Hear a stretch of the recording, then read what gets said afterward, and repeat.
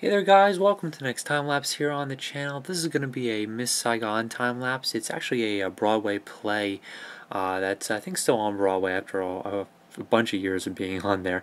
And this is actually a request of one of my personal friends, and I'll actually be giving her this painting to keep in a few days, which should be pretty cool. I hope she likes it. So yeah, this is going to be an all-red background for this painting here. And it's really interesting logo. I was a little bit skeptical about doing it in a time lapse here because it's not exactly a incredibly complex and colorful logo, but it actually turned out pretty cool in the end. So you guys can judge it for yourself. But I think it did turn out to be pretty cool. I'll show it to you at the very end of the video, so you can kind of judge it for yourself. It's been a long time since I made any kanji characters on the channel. I did film a tutorial a long time ago, probably about 3 or 4 years ago when I first started the channel, because I used a lot of kanji characters on notebooks and binders and folders and stuff like that, and actually prompted me to film a tutorial on it. And it's been a long time though since I actually made any for the channel, so this is going to be a little bit of a kind of a throwback to when I used to make all those kanji characters way back in the day, which was something I really liked to do.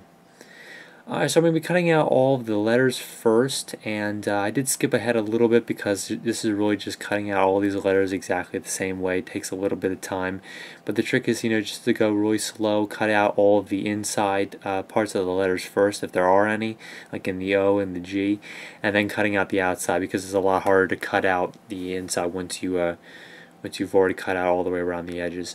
So now I very carefully have to apply it all down, and this is kind of like an interesting trick of finding out exactly where it's stuck. You stick the one letter down, and then you kind of just apply everything from there. And if you look at the image I'm actually looking at on my computer to my left, I'm looking at where everything lines up and exactly where to stick everything. It's kind of like a good guideline of where to put all your letters.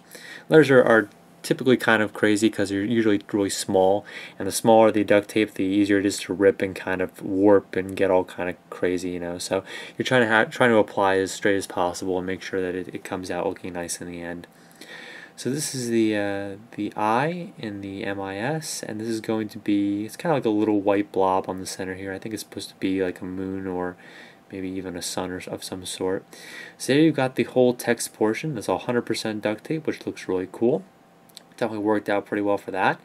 And now we have the sun in the background and the kanji, of course, in the front.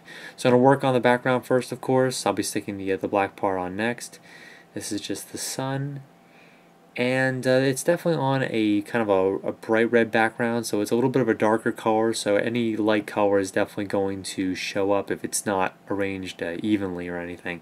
So I'm going to use the paper image here and kind of mark where that is, and then I'm going to use this paper piece and stick that right on. And of course the issue here is making sure that line is pretty much straight across, because that'll definitely be noticeable once you get towards the end of the video here.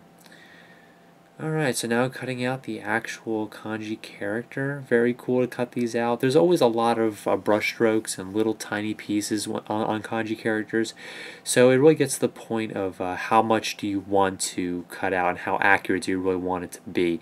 And you kind of have a lot of options when you're cutting stuff out with your hobby knife, so you can kind of make it as accurate as possible, but there's a whole lot of little brush strokes that you really can't do much about because they're just too tiny. So using my hobby knife to, of course, apply this in pieces. That's really one of the best ways to do this because there's no way it's going to peel up all in one fell swoop.